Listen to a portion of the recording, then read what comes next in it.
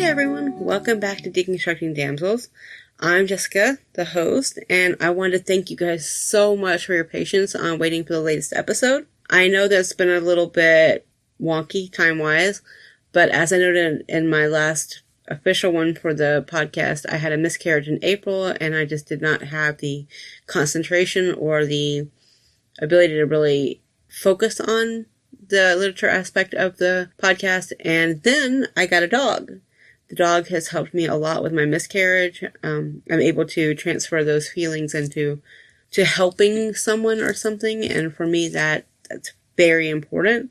And so helping my dog Penny is vitally important. I will have a picture of her on the front of this episode because it's not one book focused, but it should always be focused on my adorable dog. Penny is older. She was a street dog in, we think, Barcelona is what we were told. We're not entirely sure, but we definitely know she came from Spain.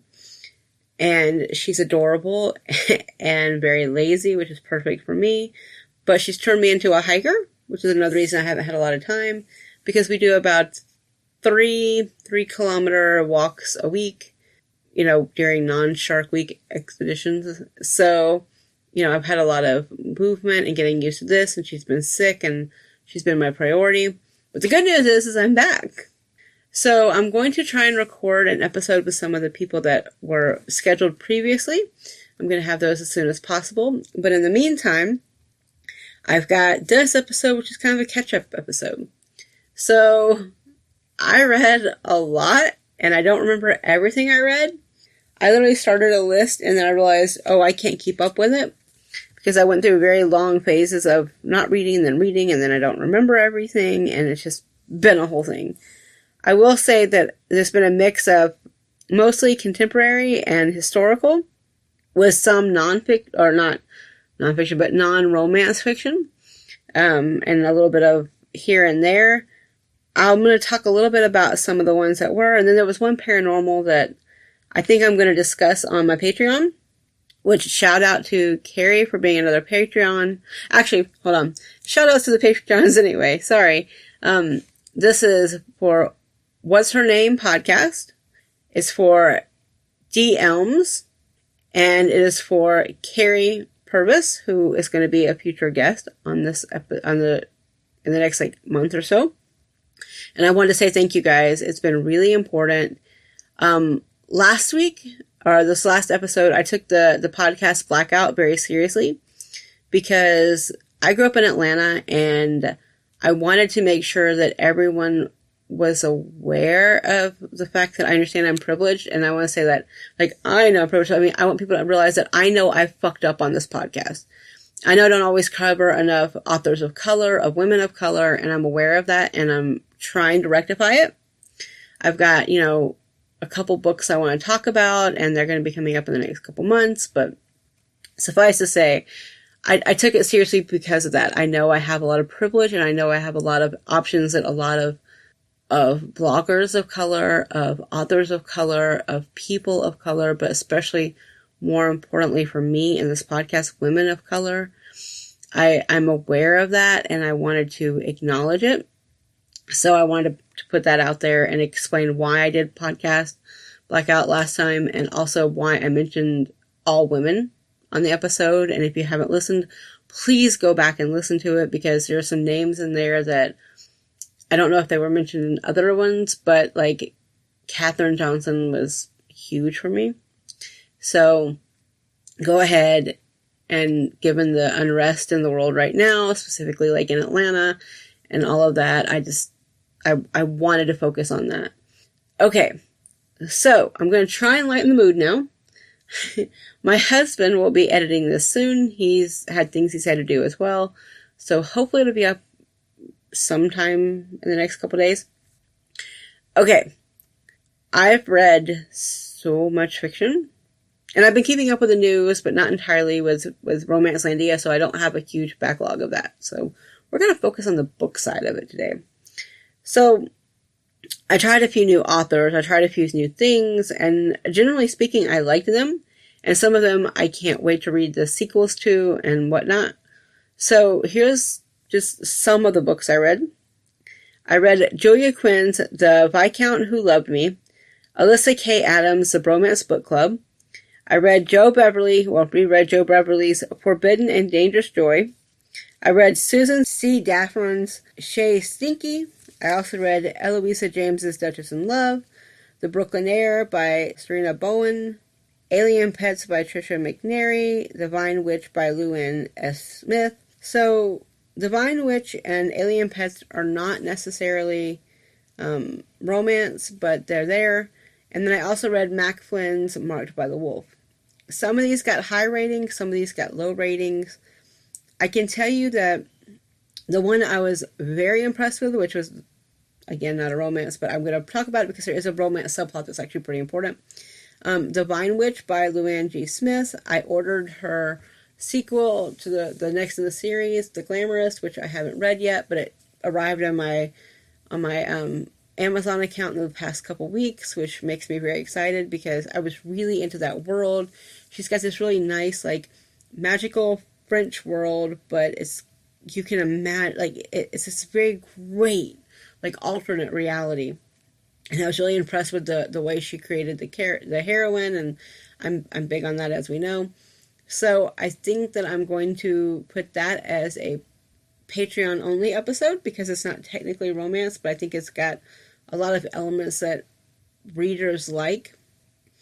And then I read Julia Quinn for the first time. I thought I'd read her before, and I have, but I read her in the anthologies. I hadn't read like a full novel, and I loved The Viscount Who Loved Me. I thought it was great. It was definitely a good introduction. I appreciated the effort that she put into creating heroines that have strong personalities. I don't mean they're strong women, but I mean they have strong personalities. They know who they are. They know what they want. I love that on every level. I also enjoyed Lisa K. Williams' The Bromance Book Club. It wasn't quite as high. I didn't put it, like as a 4 or 5. It was a solid 3 stars. I felt like there was probably some stuff that were rushed in there, and it didn't work for me entirely, but I appreciated the idea of men reading romance, men saying, okay, you fucked up, so why are you not following what they're reading? Which is not to say to give it a pattern, but to show what your wife is enjoying, why she's enjoying it, what it goes together. I think that's kind of what I wish had been a little bit more to it, too, instead of just the guys trying to figure out what it was. It'd be nice if they'd been paying attention to what the women were reading.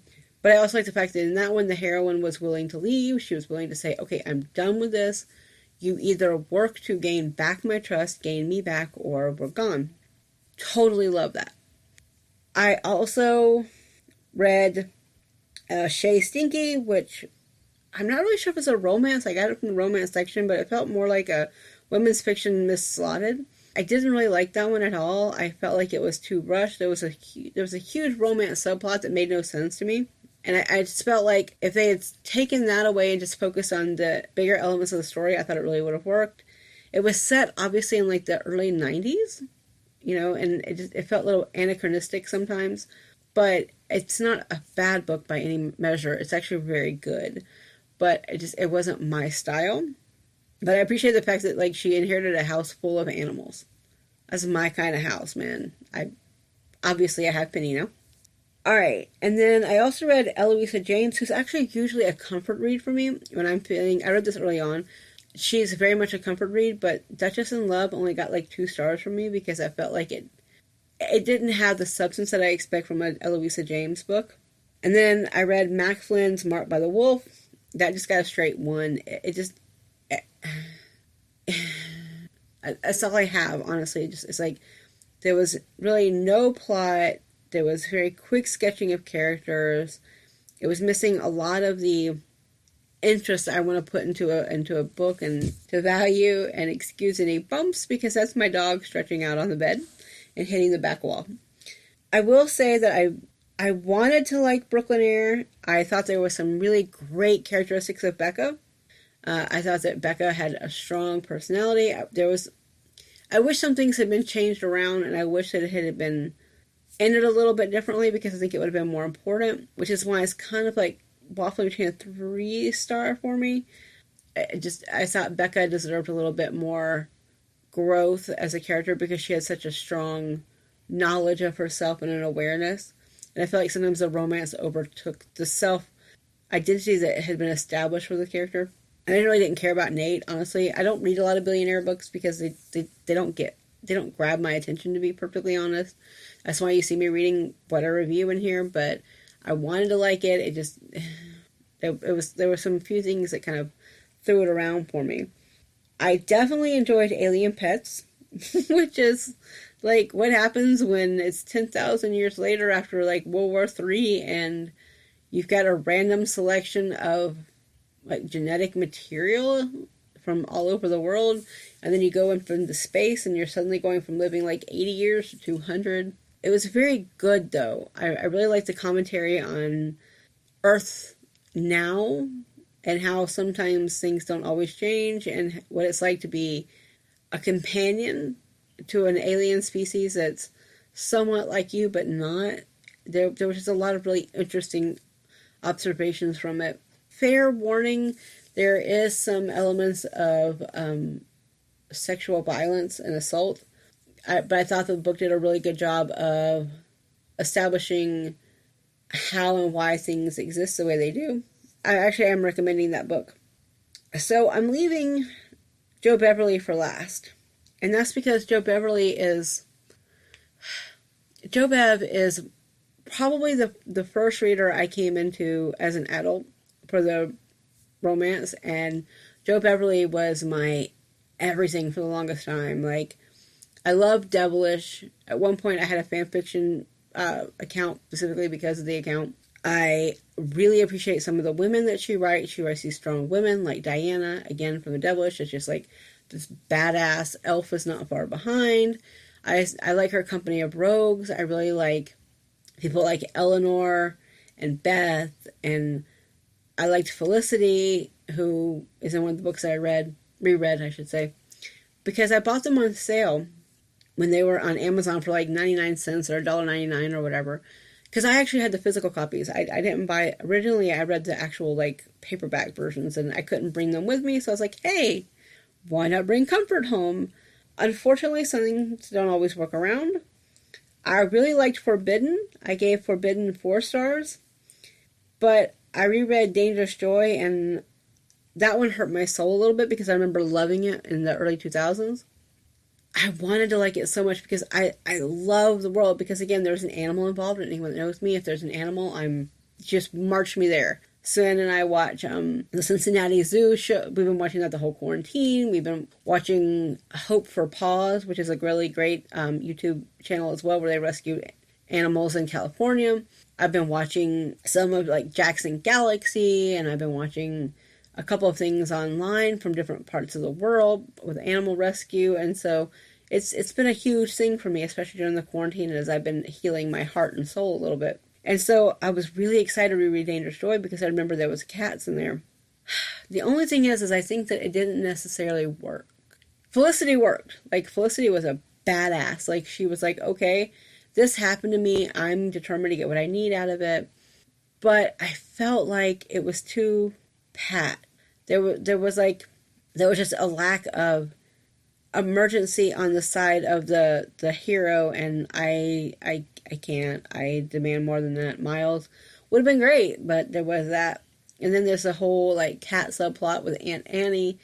I was down with Aunt Annie. I was like, okay, can we just take Aunt Annie and Felicity and move her to like Forbidden and let her deal with Serena and we'll be good? I think she would definitely fit in the company of rogues in that. Aunt Annie, specifically, not Felicity, because Felicity ends up in the family. But I definitely think that it's hard rereading your favorites if you've taken a long time to do it. You know, during the early 2000s, right around the 2010s, I was reading a lot of Susan Elizabeth Phillips. And even 10 years between then and now, and seeing how much I read is very different. And I tried to reread a couple of hers. I tried to reread Kiss an Angel, and the amount of humiliation and abuse, and I know there are podcasts who love her, and I loved her 10 years ago, but I can't. I've just realized there's been so much humiliation with women. It's kind of like part of her brand, and I can't do it. Because in Kiss an Angel, I thought Daisy was a total badass. She was thrown into this world she couldn't understand. She was thrown from being a socialite to being like a carnival worker's wife. She was thrown into this situation where no one liked her, no one cared about her because she came from the rich, and she was trying her best to do what she could to join the party. Like, you know, it was a deal maybe between her husband and her father that she had no control over because she was flighty. I was like, okay, how many, like, socialite men do we see that are flighty? I mean, hello. Anyway, it was great to see that. Well, not great to see that. Great to see that she was strong within herself. She had a sense of identity and self, which I'm sure you've noticed in this podcast episode is kind of a key factor in me liking a character. I did not like how it was written. I did not like the humiliation aspect. I did not like the breaking of the down because, you know, that old school idea of break down to create a stronger character, and I think that's bullshit because as women we go through enough breakdowns. We don't need to be completely obliterated. So that one was a really hard one for me to reread, and I found out that I can't read Susan Elizabeth Phillips anymore. When I started kind of looking at all the themes that kind of overlapped, I think Jo Bev may end up in that category for the most part, except for maybe a few. And I will say that Phillips' stuff was written in the 2000s, late 90s, not the early 80s, so that was kind of an alarming knowledge for me to have. I definitely read more than that, guys. I don't remember all of them. As I said, some of these will end up as bonuses on Patreon. I know for a fact that The Vine Witch will. I'm thinking maybe Eloisa James and Alien Pets. And let me be clear, this list is very white, but that's because I don't remember ever the books I read. This is why I should be writing things down, by the way. This is what I read in the beginning, basically, and a few in between that I remembered along the way. The summer reading that I'm going to do, maybe just for me and not necessarily for the podcast, is A Song of Wrath and Ruin, The Glamourist, which is the sequel to The Vine Witch, and there are a few more. Just trying to kind of trundle out what I'm reading to give you guys a little bit more comparisons and stuff like that. Even if you guys haven't read the book and I don't cover them, I can still discuss them. I want to thank everyone's patience again. It's been a huge deal for me. And we should have Carrie up soon and Courtney from The Cult of Domesticity. I'm never going to say that word right, sorry. She will be coming on to talk about Sulika Snyder. I am so sorry. I know you told me how to say it, and it's been like 3 months. I'm sorry. I'm trying. We're going to be talking about her Prim Numbers anthology. I'm going to try and have a few more anthologies up because I found out I have a whole lot more. Oh yeah, during my little self-quarantine because of, not being able to communicate very well. I've also been trying to put the books that I have in my Amazon collection in collections, and good God, that was like 800 bucks. So, still a thing in progress. It's going to take me another couple of months, I think, before I keep adding more. Anyway, so the point being, I have a lot more books that I read, and I have filed them away, and I don't remember where I filed them away. It's a special world I live in. And as I get better at German, I actually bought a German romance novel. I don't know if you guys are aware, but over here we have like little quarterly magazines basically where you can buy like 4 or 5 romance short stories in like a little magazine, which kind of reminds me of something that my parents had, like almost like the Five and Dime and stuff that my family used to talk about before. And so I bought one like 4 months ago, and I still don't speak it or read it well enough to do it, but I got it to teach me. So I'm going to get back into that, and I'm thinking that that's going to be a Patreon only thing where like every time I read a story I can talk about it and we can discuss the differences in how they're written and how they're given. I think that would be fun and like maybe do like one every 6 months more because I don't read fast. Sorry. I love the way my dog crumbles in her sleep. Alright, so that's about it for now. I have more stuff that I want to bring down the pipeline. I don't want to discuss it too much because it's just been kind of a chaotic couple of months.